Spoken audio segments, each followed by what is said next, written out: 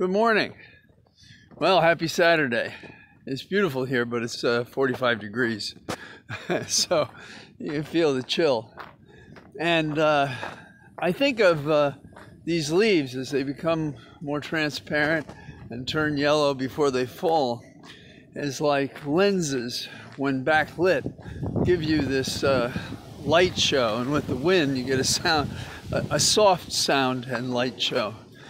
And it comes in so many directions. You have to appreciate how, people who have painted at the same location for many times, what they're really painting is the difference in light and the season and the changes and the things that happen that are hardly identifiable. And that's one of the reasons why I think it's a marvelous escape, because it's an elaboration upon a theme. There's a physical sub-basis, the ground of our being, and then there are these changes that happen to it, like life. And so it's kind of what we share, our participation in nature. So, okay, end of my Thoreau introduction. Yesterday I had a chance to get on MSNBC, and we talked about the Bannon indictment. And there are two misdemeanors, basically, one for failing to show and one for failing to produce documents. In the normal case, a person would show up voluntarily, and I expect that's what will happen on Monday. He'd be processed and then presented to the judge. The judge may or may not set bail at that time.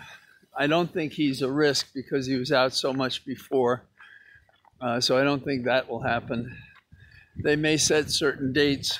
I don't know if his side will bring any motions, but it will all stay normally in the district court until it's disposed of one way or another. He's guilty or not, he's sentenced or not, he makes a deal or not. So those are the basic things. It should send a chill down the spine of Meadows and others who appear unready to comply with the subpoenas. But my advice is, what the Hill is doing is just great, but they have to consider the inherent power, because we're going to learn lessons from this first case as to what works and doesn't work. And there will be delays, I think, that might not happen if they used inherent power. I think we're all resistant of change. Well, this has been tried before. It's in the books. We should know how to do it. And if you don't, hire the right lawyers to do it and get it done. The Hill is arm wrestling as to whether or not they're going to have their infrastructure bill. It's a long shot. It would be great if it happens, but I'm not sure it's going to happen. I think that's one of the reasons the signing ceremony is tomorrow on the bill that has passed.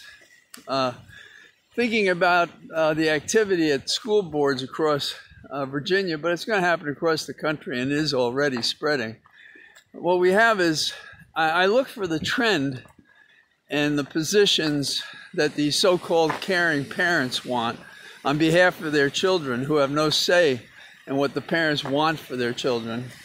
And they basically don't want the children to be taught that racism exists, and I don't think they want them to do anything about it. And that's a deadly combination for the next generation. Now, as children, we have a way of rebutting our parents and being alienated by them. And the conversations you often heard as a kid in school were those that were repeated around the dinner table of the kid who's sitting next to you in the second grade. So I don't know how much of that's going to happen. Parents projecting a new reality is the kind of censorship we've seen in dictatorships. And it's certainly happening here in Virginia. And Virginia seems to have it in its genetic makeup, going back to when we had slavery and plantations, and people still have remnants of that, memorials, and even now we're taking down the names of some honorific memorials to say we are not that. And there's going to be a pushback. And there's already threatened violence to, burn the books down in Spotsylvania County.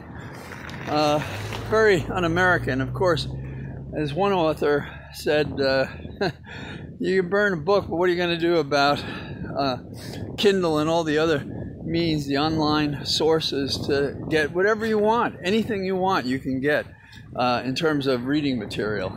So I think it's more a show to bring a cohesive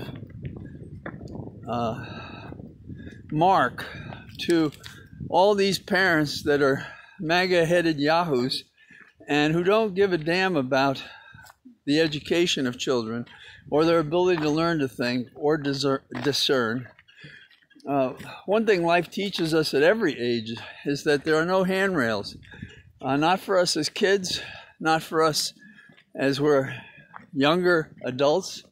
And certainly the rest of life is a series of passages, and you either make them or you don't. And it's life is a contact sport, and we have plenty of joy, but we also have a fair number of things that happen to us that are painful and joy less. And we can't shelter kids from what is reality. No, they don't have to have all of reality, but they see everything. And they listen less, I think, to parents and observe more how a parent acts. And that's how a child is taught. It sees what a parent does, what a parent says, and then it either mimics that or recoils from it.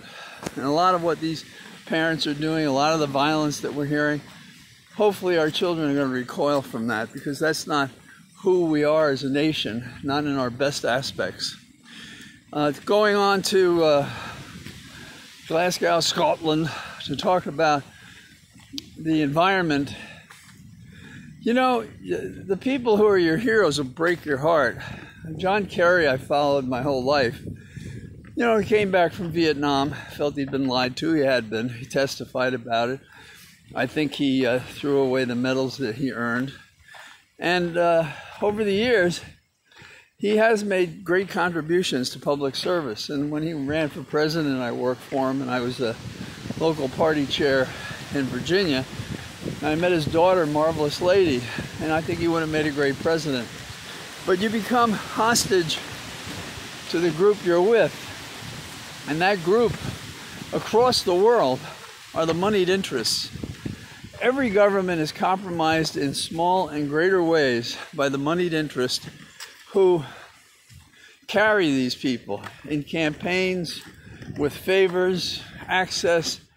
They play upon the weakness of our political figures to give them that little thing that they need because they're empty inside.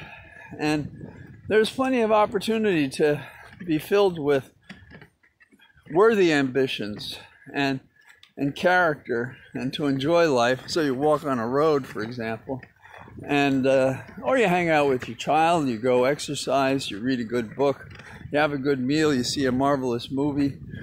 I don't know, these people don't participate in that. They have to hate and restrict and constrict, and the fossil fuel industry is at the top of the list. And you know, we are subsidizing fossil fuels fools by trillions of dollars, so the energy is cheap. Well, isn't that backward? We're actually underwriting the funding for an industry that's compromising our whole society in terms of global warming. And now Kerry spoke out against that as our operating officer going around the world to solve the problem about global warming. But then he said, in one of the documents that they're circulating, that it went too far. So in other words, he wants to subsidize fossil fuels, but not as much as some others are doing. You just can't get these guys to get it right. And in America, Democrats have, in the last 7 years, gone from 84% believers to 95%. And Republicans, and how is this possible? They are less worried about it. They've gone from something like, they lost 10 points, 49 to 39. The whole nation, adults, is something like 67%, which is about the same as independents. So you have some idea what we're dealing with. And it's only about the survival of the species. So, do I have something that I can give you to suggest you might enjoy doing? Kenneth Branagh is a most amazing actor, and I think that you might enjoy seeing his film on Belfast, which is coming out, I think, next Friday, because he's not, I don't think he's in it. I think he's just directing it, but he's doing it from the perspective of a child exposed to the troubles in Northern Ireland, and he's drawing upon his own experience because that's when he saw it, and his family moved from there across the channel to England, to London, when this came about. So both as an entertainment, but also the insight into a young man, Kenneth Branagh, through this device of what it was like for him to see what happened in Belfast. Maybe it's not a cheery movie, maybe it is, I don't know. Branagh is quite an accomplished artist, so it might be worth seeing. So that's my talk for today, and I'll talk to you tomorrow. Be well. Bye-bye.